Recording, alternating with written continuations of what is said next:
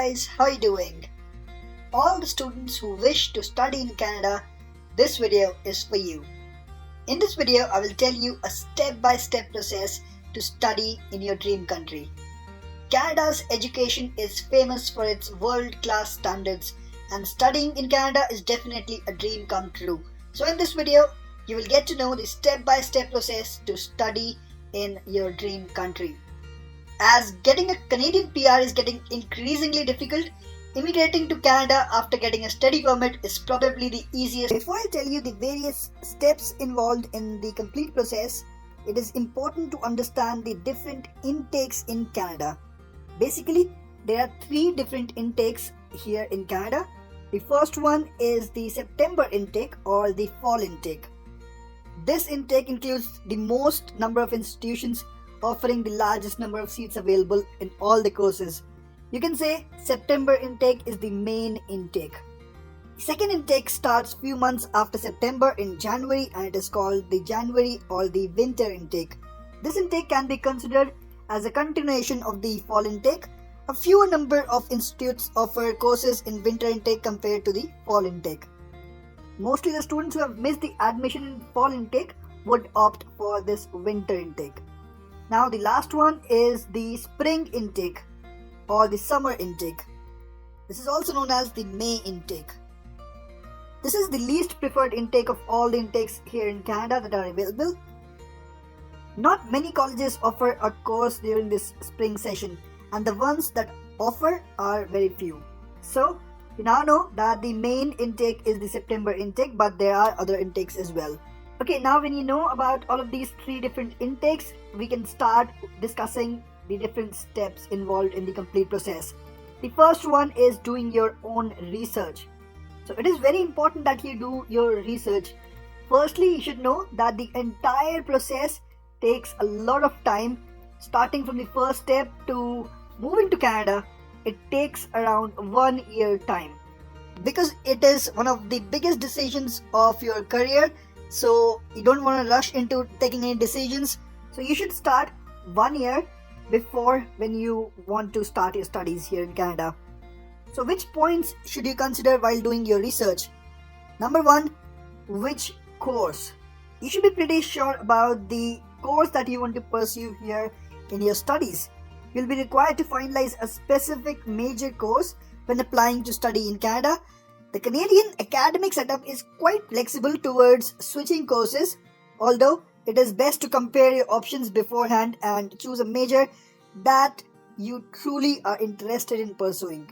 And while doing that, you should definitely make a point of its scope in Canada. When you're thinking of studying in Canada, most people, if not all, want to stay here, want to settle down here in Canada. So in your research, you should think of the scope of your studies.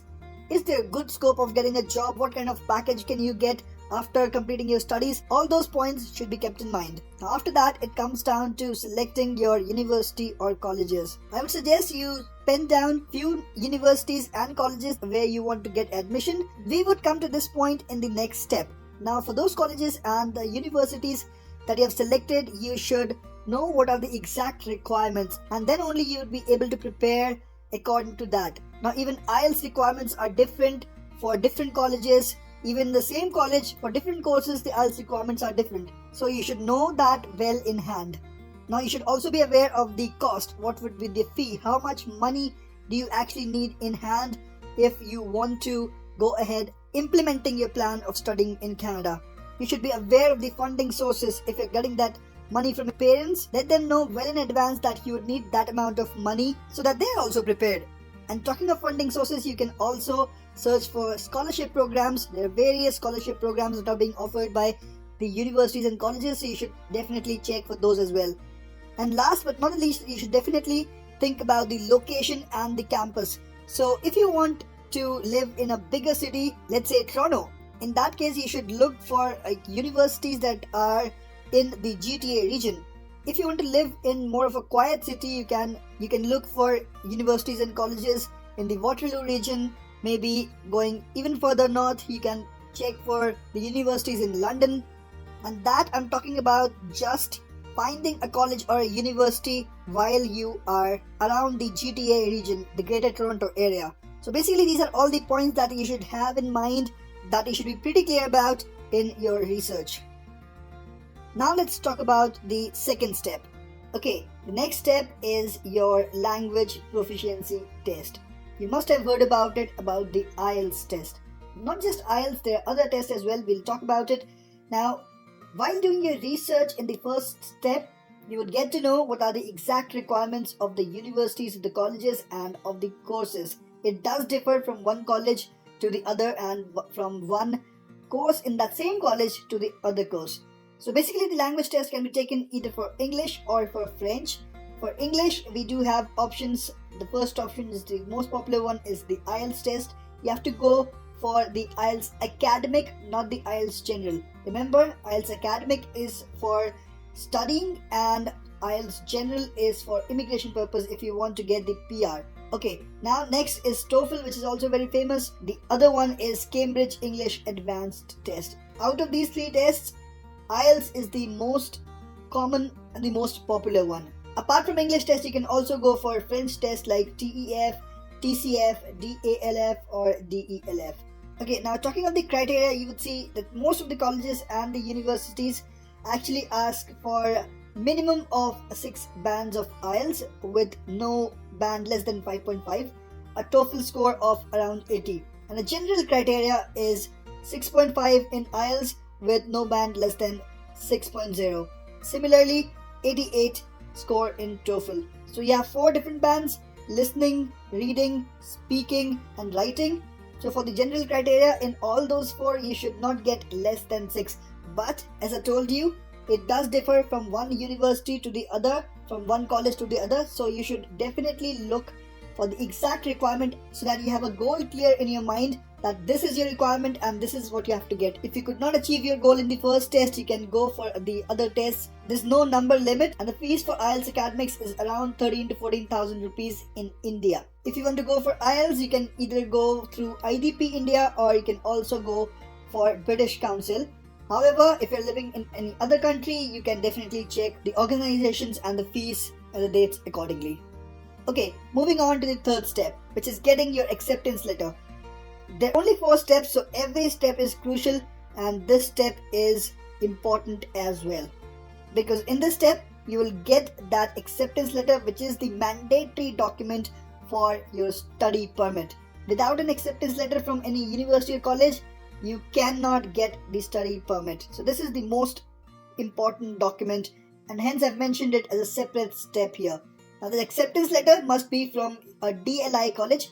So while you're researching for the colleges or universities, you must make sure that those colleges and universities are designated learning institutions.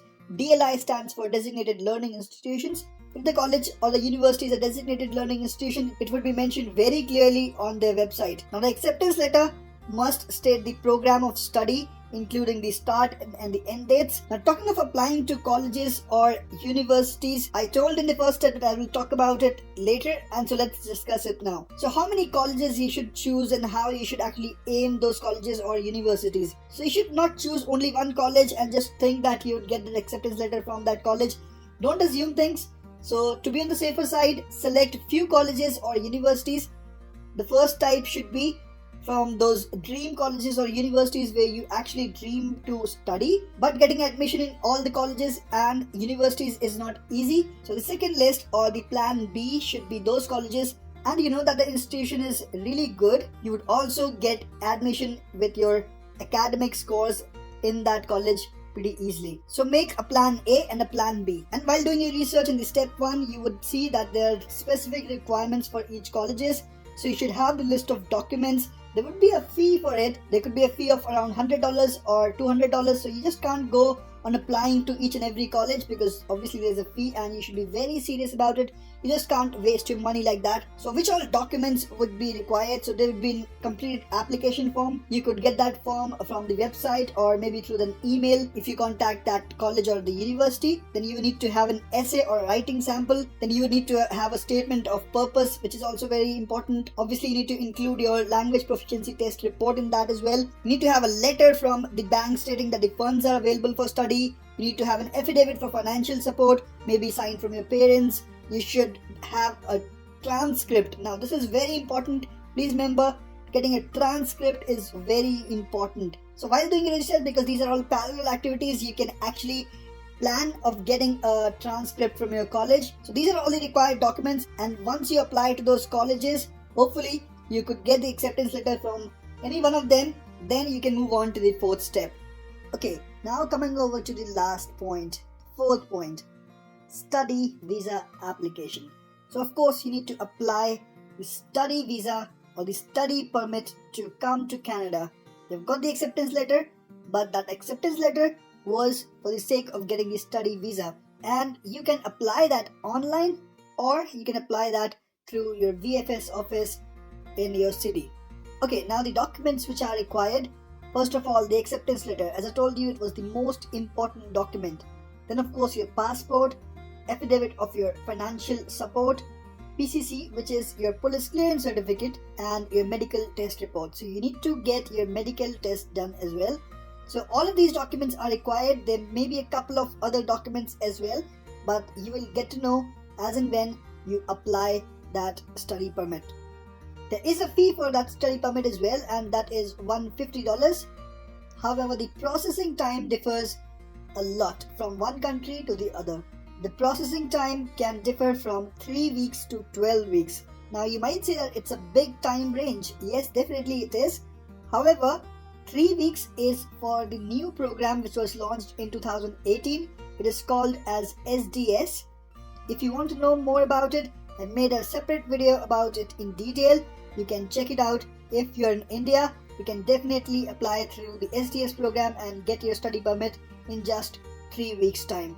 Also, if you want to know about the effect of coronavirus or COVID-19 pandemic, you can find the link of that video in the description box below.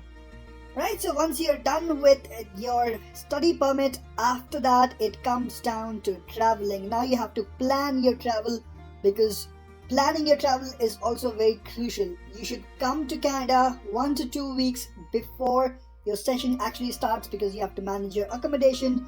If you're learning in winter season, then climate also plays a very crucial role. So that's it. That is the complete process to achieve your Canadian dream. So thank you guys for watching this video. I just hope that the content shared in this video would be helpful for you guys. If you have any queries, please put them down in the comment section below. Please like this video, share it with your friends. And yes, if you haven't subscribed my channel yet, please click the subscribe button, because I regularly make videos like these. Thanks again for watching this video.